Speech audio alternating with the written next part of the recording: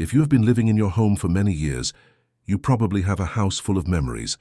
Some of those items may be useful, others are precious and sentimental, and then there are the things that have simply taken up space, quietly gathering. Dust in the back of closets tucked away in drawers or stacked high in the garage. If you're anything like me, the idea of sorting through it all can feel overwhelming. Where do you even begin? What should you keep? What if it feels like letting go of something means letting go of a part of yourself? Today, I want to invite you into a new way of thinking about decluttering, not as a cold task of cleaning or tossing things away, but as an act of love for your home, for your well-being, and for the life you are living right now. You do not need to get rid of everything. In fact, this is not about loss. This is about space.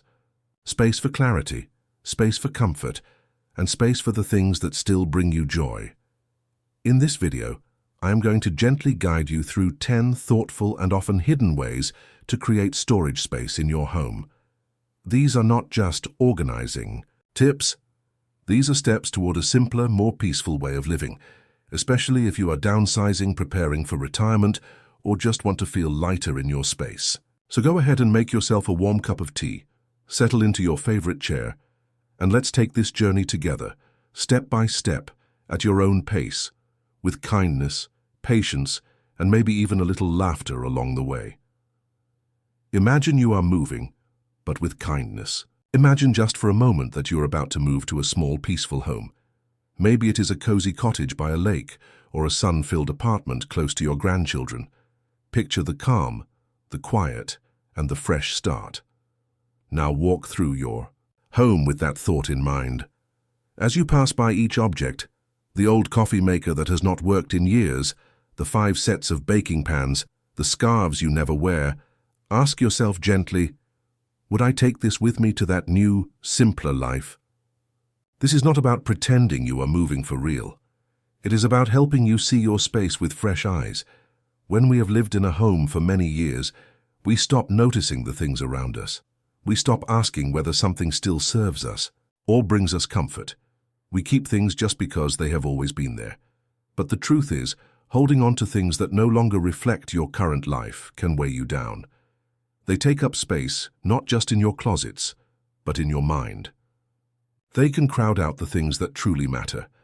Today, this moving mindset helps you become more mindful. It gives you permission to let go, not out of guilt, but out of kindness to yourself and to your space. One woman I spoke with, Elaine, age 68, told me that she used to feel completely overwhelmed by her kitchen. There were cabinets packed with cookware, gadgets, and serving trays she had not used since her children were little. She imagined what she would take with her to a little house by the ocean, and suddenly her choices became clear.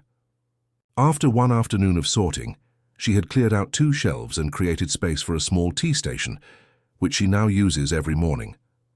The goal is not to strip your home of meaning. The goal is to keep what supports the life you are living. Now, not the life you lived 20 years ago, or the one you imagined but never quite needed. When you look at your belongings with this gentle lens, decluttering becomes an act of self-respect. It is about honoring your past while making space for what is still ahead.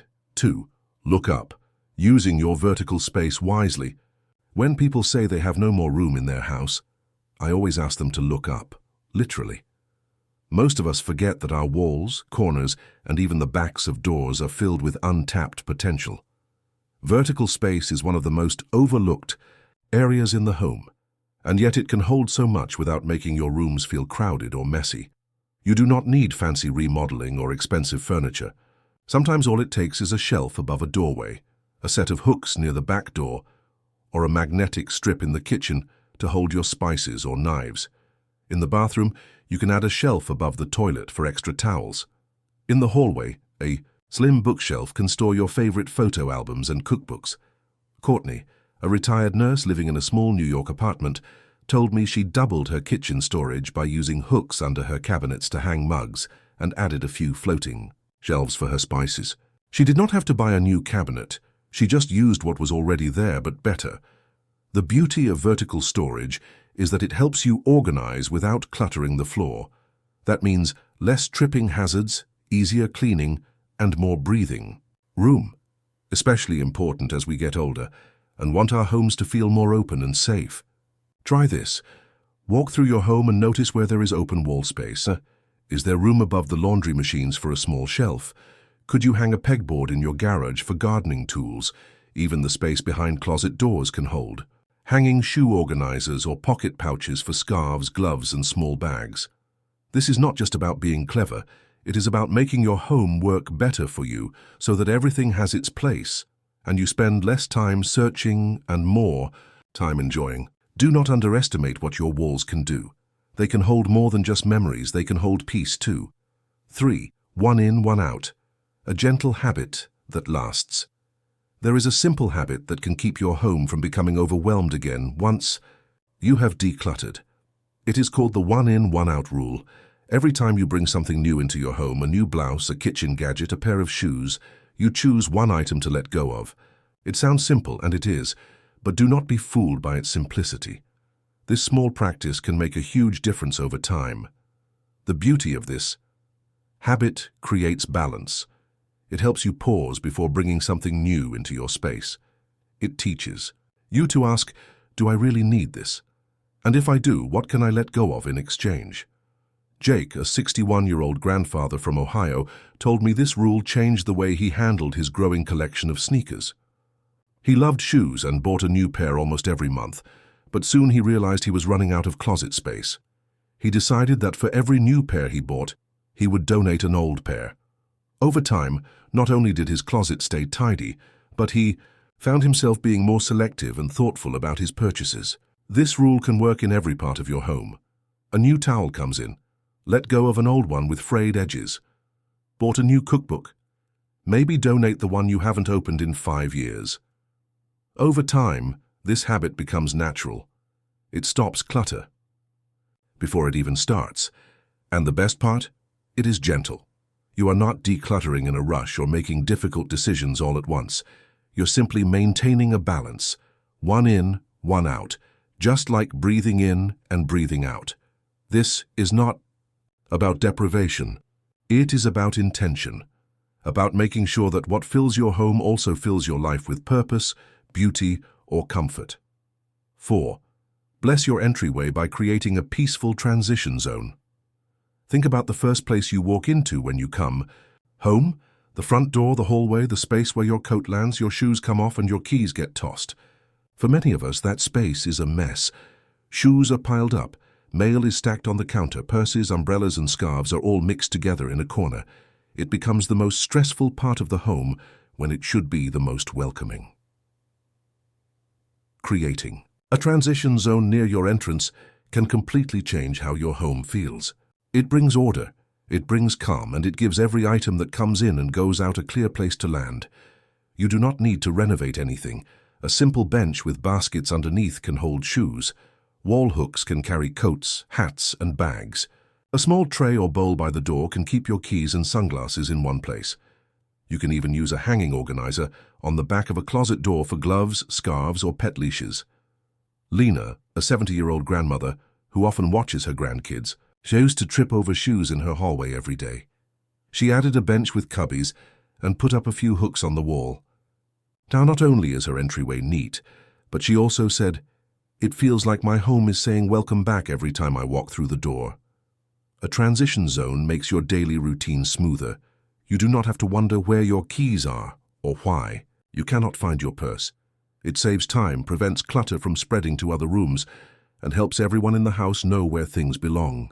It is a small space, but it can make a big emotional difference because the way you enter your home matters. It sets the tone. It speaks peace into your day. 5. Clear bins for a clear mind.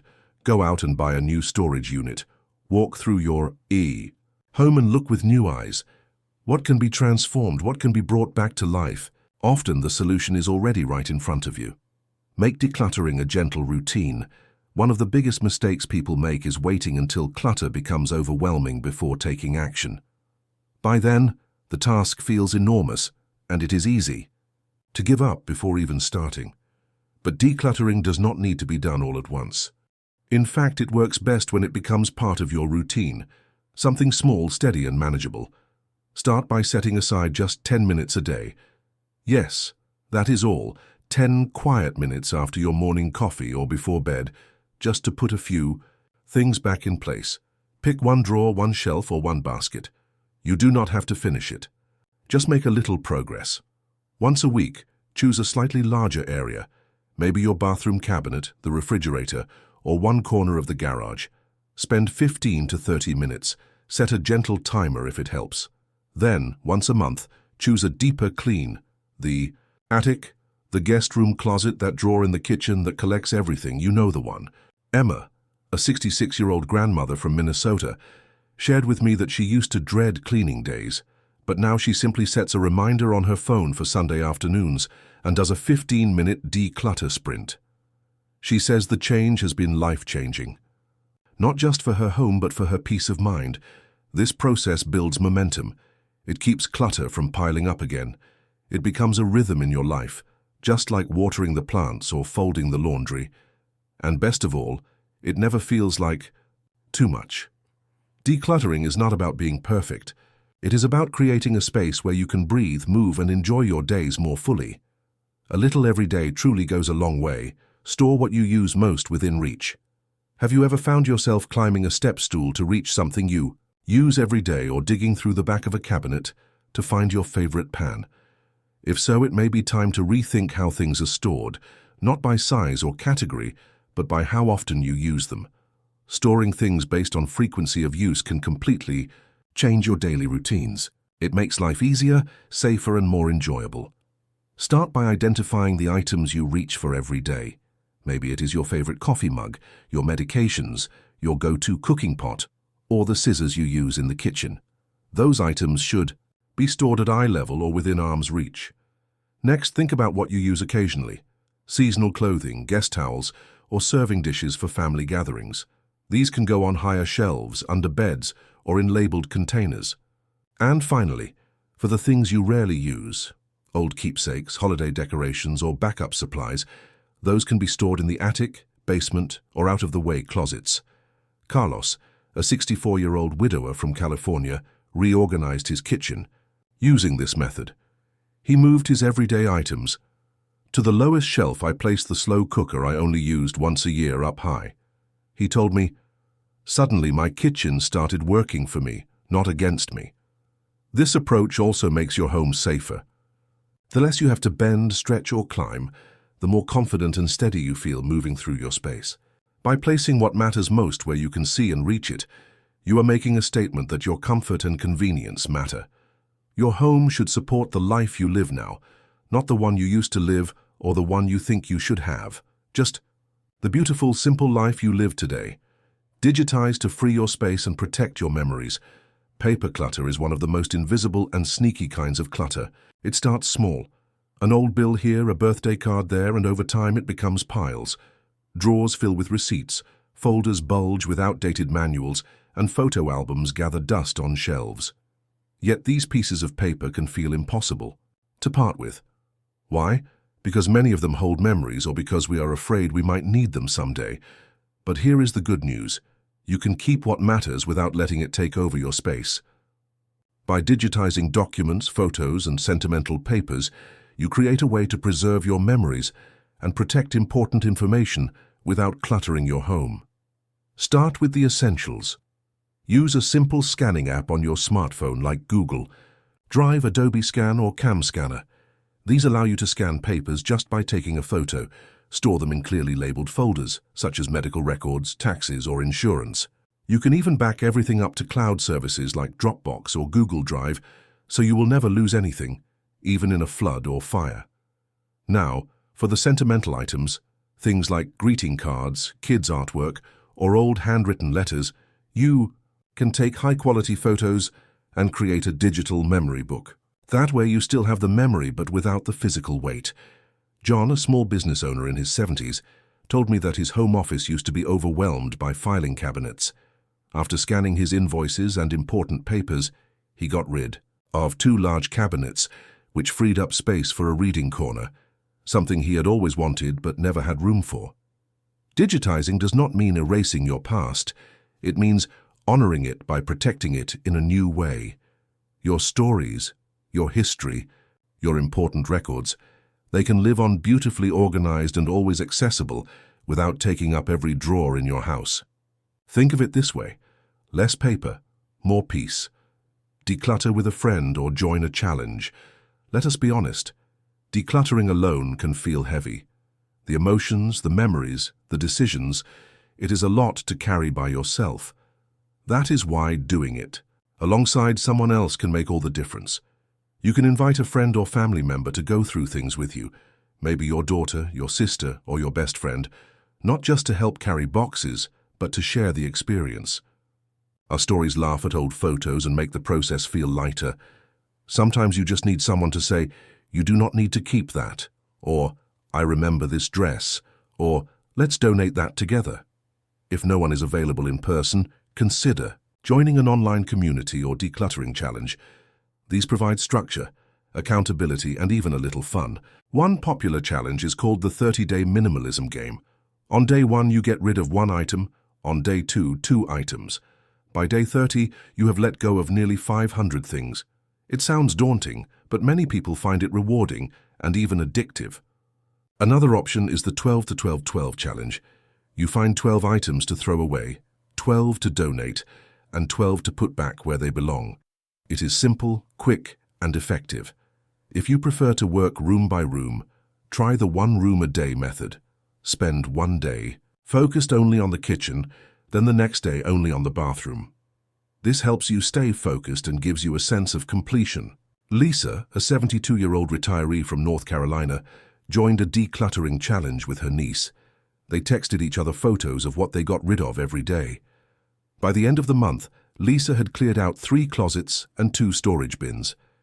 But more importantly, she said, "I felt like I had taken my life back 1 drawer at a time."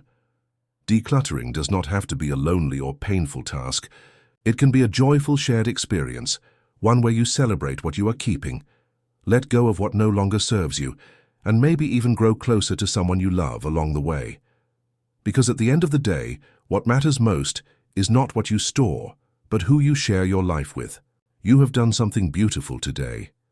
You took the time to think about your space, your home, and the life you're living now. Not the one you used to live, not the one you were holding on to, but the one that is unfolding moment by moment, right here and right now. Decluttering is not really about cleaning. It is about clarity. It is not about getting rid of things. It is about making room. Room to breathe, to rest, to move freely, and to enjoy the things that truly bring you peace and purpose. As we get older, our relationship with home changes. The house may grow quieter. The rooms may feel a little too full, or sometimes a little too empty. But no matter where you are in life, you deserve to live in a space that reflects who you are today, not just where you have been. Letting go is not a sign of weakness. It is an act of strength. It is choosing to honor the memories, but also choosing to give yourself permission to grow, to change, and to keep living forward. If this video brought you comfort, or maybe just a little nudge to get started, I would be so grateful if you gave it a thumbs up or shared it with a friend who might need the same encouragement. And if you are new here, welcome. This space, this channel was created just for you, for women in their 50s, 60s, 70s and beyond who want to simplify, reflect and live fully. Right where they are, so please take a moment to subscribe and come back next week. We are on this journey together, and I will be right here waiting with more gentle ideas to help you make your home feel like your sanctuary. Until next time, take care of yourself. You're not just making space in your home.